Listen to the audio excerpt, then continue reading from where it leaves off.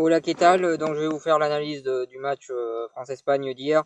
Un match amical, le match amical qui était en France et qui se jouait au Stade de France hier. Donc je vais analyser en premier la performance des Espagnols qui ont gagné 2-0. En deuxième, la performance des Français. Et puis je vais parler de l'arbitrage vidéo vu qu'il est essayé sur ce match amical là.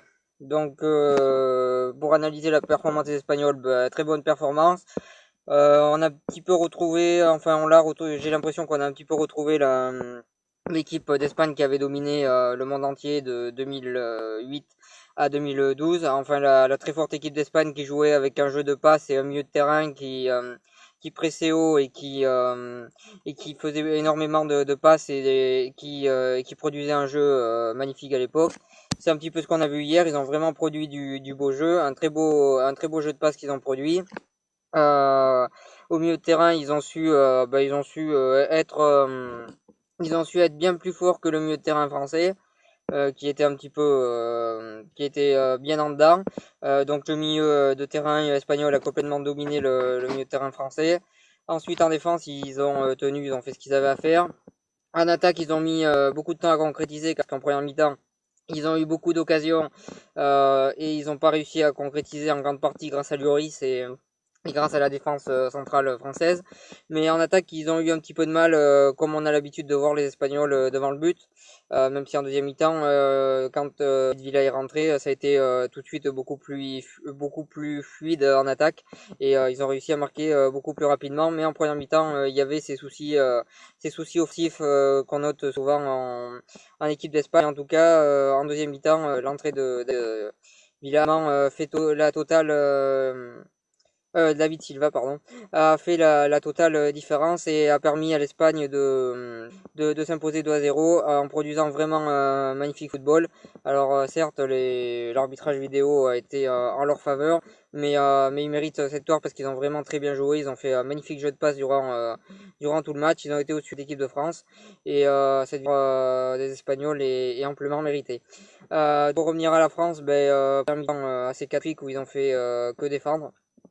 Très peu d'occasions euh, très peu d'occasions devant et ils ont fait vraiment que défendre. Ils étaient dominés durant cette première mi-temps même s'ils n'ont pas pris de but. Heureusement que Lloris a fait pas mal d'arrêts durant tout le match. Très bonne performance de Lloris. Je pense d'ailleurs que le meilleur joueur français ce match-là c'était Lloris. Donc c'était le gardien, donc ça prouve bien qu'il y avait des problèmes dans cette équipe. Ensuite la défense centrale, moi je l'ai pas trouvé mauvaise même si Koscielny a concédé un penalty. J'ai trouvé que Umtiti et Koscielny ont quand même bien tenu et surtout en première mi-temps ils ont empêché quand même pas mal de fois l'Espagne de se créer des occasions ou même de marquer un but. Donc j'ai trouvé que la défense centrale française était plutôt performante sur ce match-là. Donc c'est déjà ça. Les deux latéraux, alors là je les ai trouvés aussi mauvais l'un que l'autre.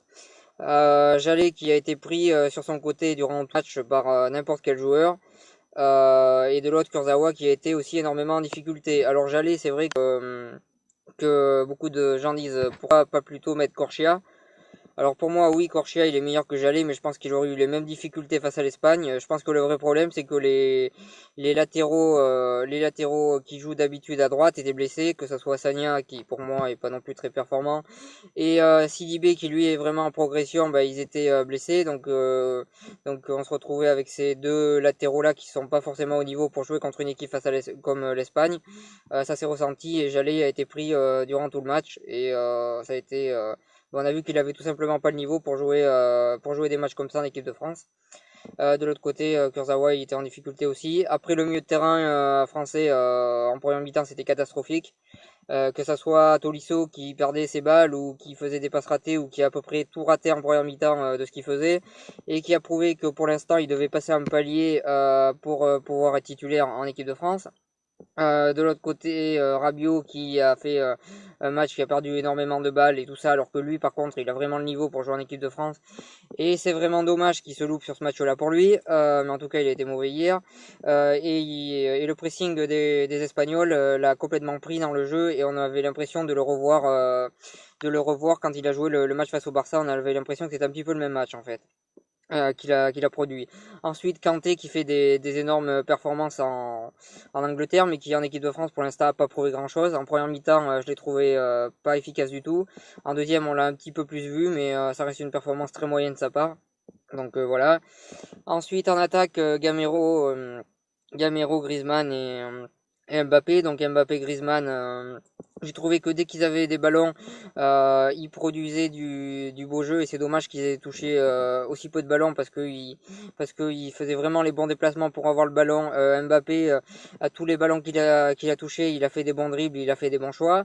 Et de l'autre côté, Griezmann, il a fait pas mal de bons choix. Il met un but qui malheureusement est refusé par la vidéo, mais il avait mis ce but.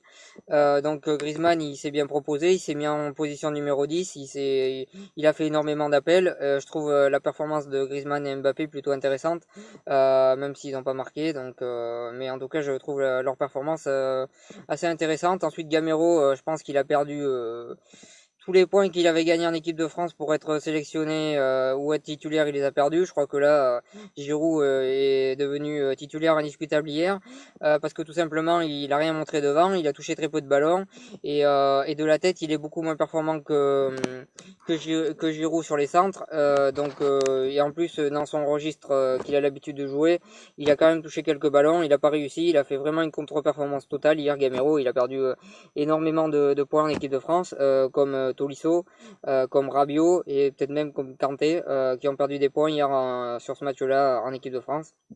Voilà, finalement au milieu de terrain, on a aussi vu que l'absence de Matuidi était très importante, et que c'était un joueur essentiel de l'équipe. Même Pogba, qui a du mal à être constant dans ses performances, on a senti qu'il manquait vraiment hier en équipe de France. Voilà, sur ça. Et donc performance très très moyenne de la part des Français, qui n'ont pas su résister au très bon pressing des Espagnols, qui ont pressé haut et qui ont pu produire leur football qu'ils sont habitués de produire, et que quand ils le produisent bien, ça fait vraiment des matchs magnifiques, enfin pour eux du moins. Et donc du coup, énorme performance de l'Espagne, qui a mis une leçon de ballon à l'équipe de France. Donc pour l'équipe de France, ils tombent de haut. Je pense ils ont été mis un peu sur un piédestal par la presse. Là, je pense qu'ils vont redescendre. C'est pas plus mal. Comme ça, ils pourront se qualifier et se reconcentrer, et rester sérieux dans les matchs qui viennent. Parce que la qualification à la Coupe du Monde, elle n'est pas encore faite. Et je pense que finalement, c'est peut-être un mal pour un bien cette défaite. Parce qu'au moins, ils pourront se reconcentrer, redescendre sur terre, et enchaîner les bonnes performances sur les prochains matchs en équipe de France. En tout cas, je le souhaite vraiment. Voilà sur ça. Donc pour revenir sur l'arbitrage vidéo. Donc l'arbitrage vidéo, toutes les décisions qu'il y a eu, c'était contre la France. Quand il y a eu des décisions qu'il aurait pu demander la vidéo côté français, il l'a pas fait. Finalement, l'arbitrage vidéo a pas été vraiment efficace, vu qu'il n'a pas été utilisé tout le temps au bon moment. Alors moi personnellement, je suis contre l'arbitrage vidéo. Je trouve que l'arbitrage, la Goal Line Technology, donc euh, le, le, là où on voit s'il y a but ou pas, si c'est rentré, je trouve que là c'est utile, mais alors la vidéo, je trouve ça complètement inutile, et en plus ça fait perdre un temps fou. Je suis totalement contre la vidéo. Je pense qu'en football, il y a quand même moins de choses litigieuses qu'en rugby, et il n'y a pas forcément besoin de la vidéo comme en rugby. Faut pas non plus tout confondre. En tout cas, la vidéo pour moi était un échec hier. Elle a certes servi, et elle a fait que l'Espagne ait pu gagner sans erreur d'arbitrage. Mais en tout cas, pour moi, la vidéo pour ses limites hier. Je pense surtout qu'on doit changer la règle du hors-jeu, et comme ça, on pourra éviter d'avoir des vidéos, et on aura des règles simples et fluides que tout le monde comprendra. Et la vidéo, je pense pas que ce soit la solution au problème de l'arbitrage. Voilà sur cette vidéo. Je vous remercie de m'avoir suivi. Si vous avez aimé cette vidéo, n'hésitez pas à partager, à cliquer j'aime et à en parler autour de vous. Et moi, je vous souhaite une bonne continuation.